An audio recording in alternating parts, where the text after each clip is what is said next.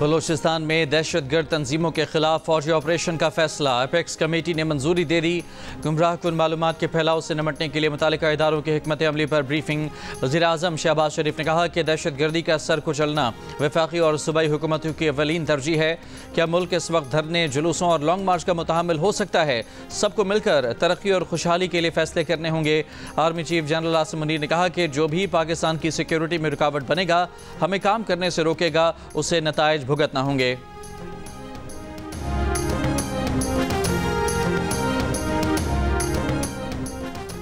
वज़ीर आला खैबर पख्तूनख्वा ने अपेक्स कमेटी में 99% गुफ्तगू सूबे में दहशतगर्दी के हवाले से की। बानी PTI की क़ैद और जलसे से मुतालिक तबरुक के तौर पर बात की। वज़ीर दिफा ख्वाजा आसिफ की प्रोग्राम कैपिटल टॉक में गुफ्तगू कहा, अगर बानी PTI ये समझते हैं कि उन्होंने 9 मई को कुछ नहीं किया तो फिर हालात नहीं सुधर सकते। प्रोग्राम आज शाहजेब खानजादा के साथ में गुफ्तगू में वज़ीर मनसूबाबंदी एहसन इकबाल ने कहा कि नेशनल अपेक्स कमेटी इजलास में किसी को किसी सियासी बात का कोई सियासी जवाब नहीं मिला। इजलास का दो टोक पैगाम था कि सियासी और माशी बहाली के हवाले से किसी को खेलने नहीं देंगे।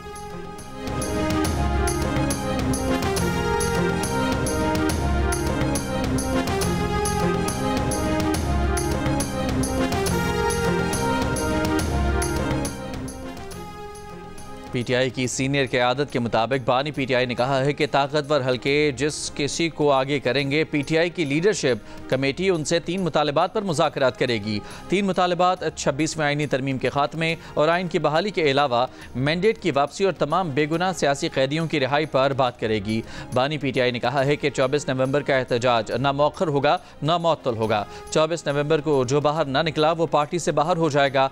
पार्टी में चाहे कोई कितना भी पुराना हो, बाहर ना निकला तो की पार्टी में कोई जगह नहीं होगी।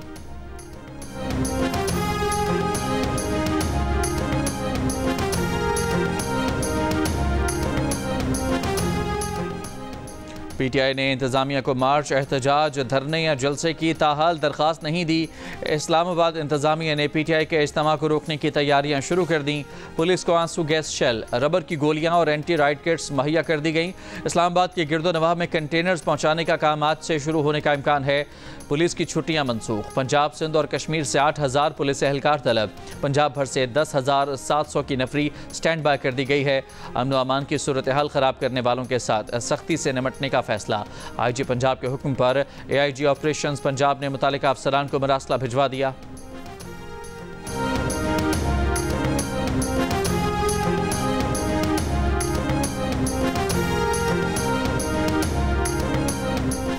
मशरकी हवाओं के रुख में तब्दीली। पंजाब के मुख्तलिफ शहरों में स्मॉग में कमी। अब से कुछ देर पहले मुल्तान मुल्क का सबसे आलूदा शहर।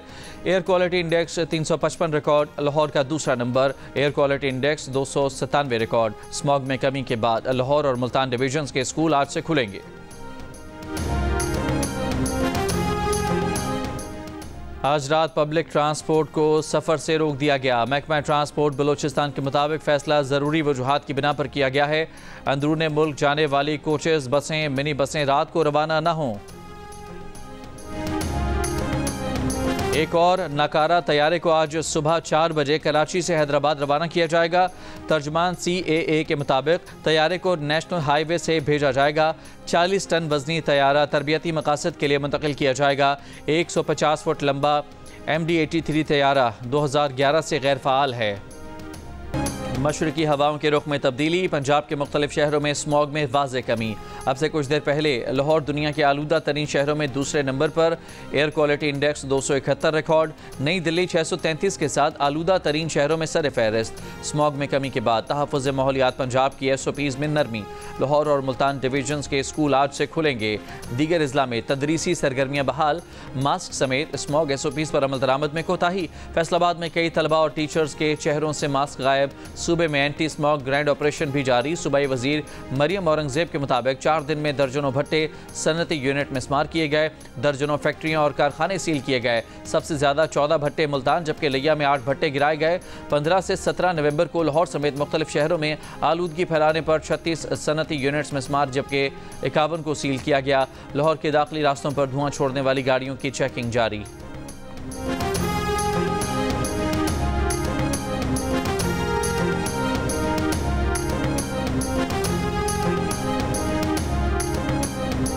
स्मॉग के लिए एहतियाती तदाबीर पर अमल न करने पर कार्रवाई। लाहौर के मारूफ सुपर स्टोर को सील कर दिया गया।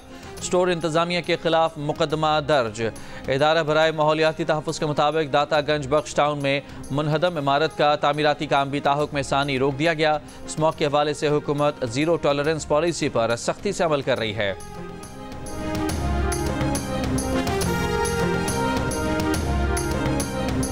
वज़ीर दाखिला मोहसिन नकवी की मौलाना फजलुर रहमान से उनकी रिहाइशगाह पर मुलाकात। 26वीं आईनी तरमीम की मंजूरी में किरदार पर मौलाना फजलुर रहमान का शुक्रिया अदा किया। कहा, मौलाना फजलुर रहमान ने हमेशा पाकिस्तान के मफादात को मुकद्दम रखा है।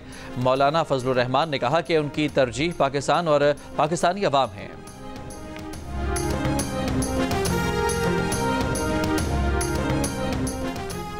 इसराइली फ़ौज के गजा में पनाह गुज़ीन कैंपों और अस्पतालों पर वहशियाना हमले जारी। गुज़िश्ता 24 घंटों में मज़ीद 50 से ज़्यादा फ़लस्तीनी शहीद। दरबदर फ़लस्तीनियों के लिए बारिश मुश्किल बन गई। खैमों में बारिश का पानी भर गया। लबनान पर भी इसराइली बमबारी जारी। हिज़्बुल्लाह के अहम कमांडर अली दोएक समेत मुतअद्दिद अफराद शहीद। जनूबी लबनान में ड्रोन हमले में एक इसराइली फ़ौजी मारा गया। इसराइली दारुल हुकूमत तल अबीब और शुमाली इलाकों में हिज़्बुल्लाह के रॉकेट हमले। एक खातून हलाक और 12 से ज़्यादा इसराइली ज़ख्मी हो गए। इसराइल हिज़्बुल्लाह जंग बंदी के लिए अमरीकी एलची पर उम्मीद। लबनानी हुकाम से मुलाकात के बाद कहा, इसराइल हिज़्बुल्लाह जंग रोकने की कोशिशें गिरफ्त में हैं। G20 रहनुमाओं का भी गजा लबनान में फ़ौजी जंग बंदी का मुतालबा। गजा ने दोहा में हमास का सियासी दफ्तर बंद होने की खबरों की तरदीद कर दी।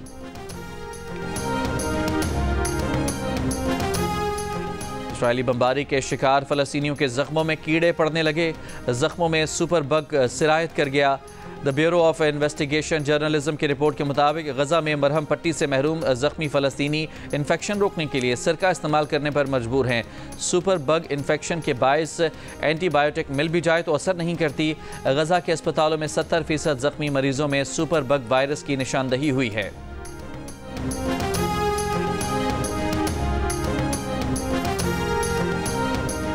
किसी के हाथ गायब तो किसी के पैर, कोई आंख से महरूम तो कोई जीने की चाह से। इसराइली तैयारों, टैंकों और ड्रोन्स के वहशियाना हमले अब तक 50,000 से ज़ायद फ़लस्तीनियों की जान ले चुके हैं। 1 लाख से ज़्यादा ज़ख्मी हैं। कुछ ज़ख्मी कतर पहुँचे, इलाज हो गया। जिस्म के ज़ख्म मुंदमिल हो गए, रूह के ज़ख्म लाइलाज।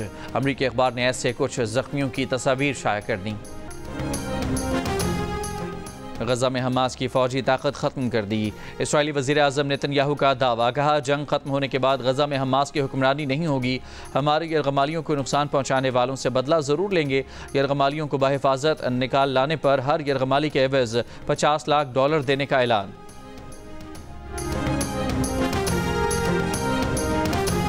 और भारतीय मौसीक़ार ए आर रहमान की अहलिया सायरा ने शौहर से अलहदगी का ऐलान कर दिया। ए आर रहमान की अहलिया के वकील ने अलहदगी की तस्दीक कर दी। नाकाबिले हल इख्तलाफात को तलाक की वजह करार दिया। ए आर रहमान की सायरा से शादी 1995 में हुई। दोनों के 3 बच्चे हैं।